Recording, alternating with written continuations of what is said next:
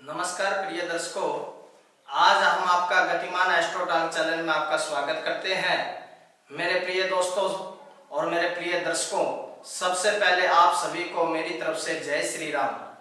प्रिय दर्शकों, आज मूल नक्षत्र दोष के विषय में हम बात करेंगे।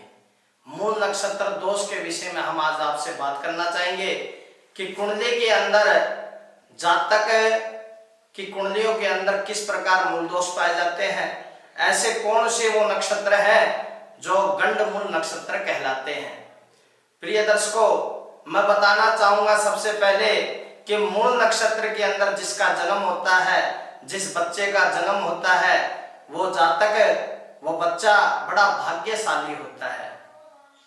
मानना यह है, शास्त्र के अनुसार कहते हैं कि गोस्वामी तुलसीदास जी का जन्म भी मूल नक्षत्र में हुआ था।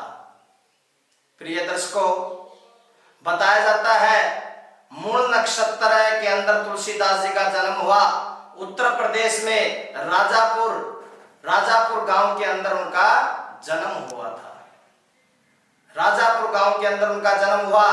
तुलसीदास जी का जन्म आत्मा राम पंडित जी यानी कि आत्मा राम दुबे के यहाँ पर उनका जन्म हुआ था।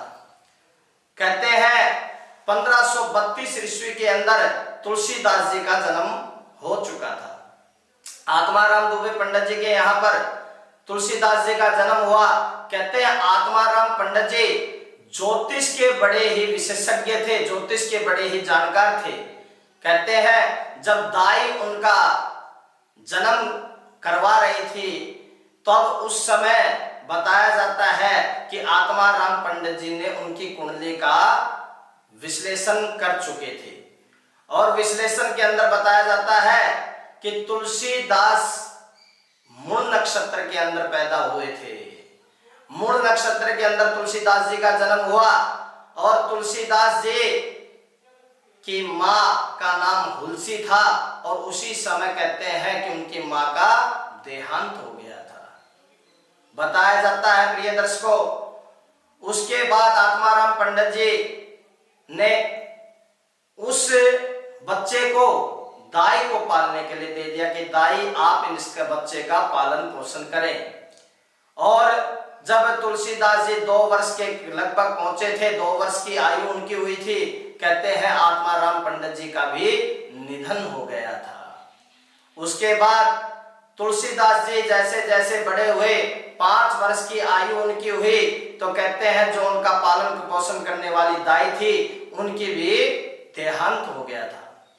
उसके बाद गांव के लोगों ने मिलकर उसको भोजन पानी देना प्रारंभ कर दिया, क्योंकि ब्राह्मण का बच्चा था। इस वजह से उसको ब्राह्मण समझकर भोजन देना प्रारंभ कर दिया।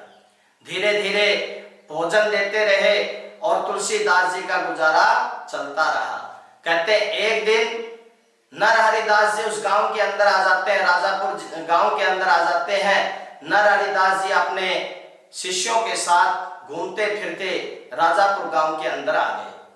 अब तुलसीदास जी उनके पास भिक्षा मांगने के लिए जाते हैं। वो सोचते हैं कि इनके पास कुछ अच्छा भोजन मिलेगा आज, तो उनके पास भिक्षा लेने के लिए पहुंच गए।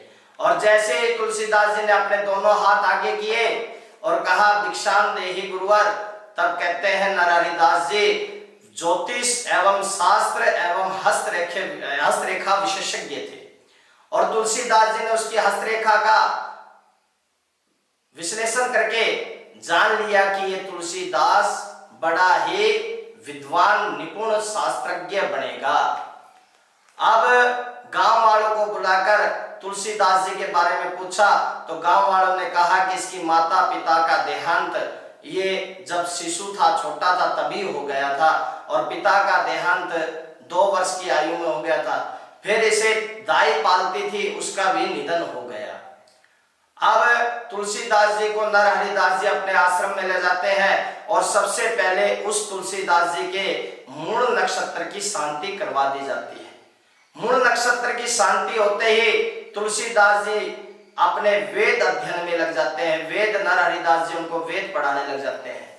धीरे धीरे तुलसीदास वेदों के जानकार बने, शास्त्रीय आचार्य बने और कहते हैं कि मूल नक्षत्र, इससे समझाने का मतलब यही है मेरा कि मूल नक्षत्र में जो बच्चा पैदा होता है वो बड़ा भाग्यशाली होता है, परंतु जब उसके मूल नक्षत्र शांत करवा दिए जाते हैं तब, नहीं तो तब तक मूल नक्षत्र में जन्मा जातक उसके माता पिता को भारी होता है।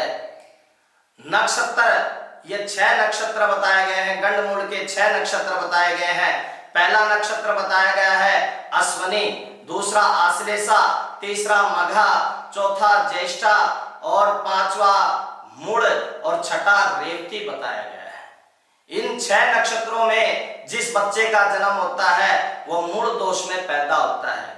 प्रिय दर्शकों, जिस भी जातक का मूल नक्षत्र में जन्म हो रहा है वो अपनी मूल शांति जरूर करवाएं, क्योंकि मूल शांति जब तक नहीं करवाएंगे तब तक भाग्य चमक नहीं सकता, भाग्य उदय नहीं हो सकता, और जब तक भाग्य उदय नहीं होगा तब तक कोई भी कार्य नहीं बनेंगे।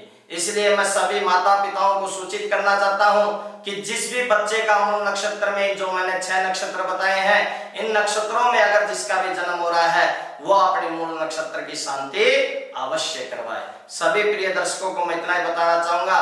जय श्री राम।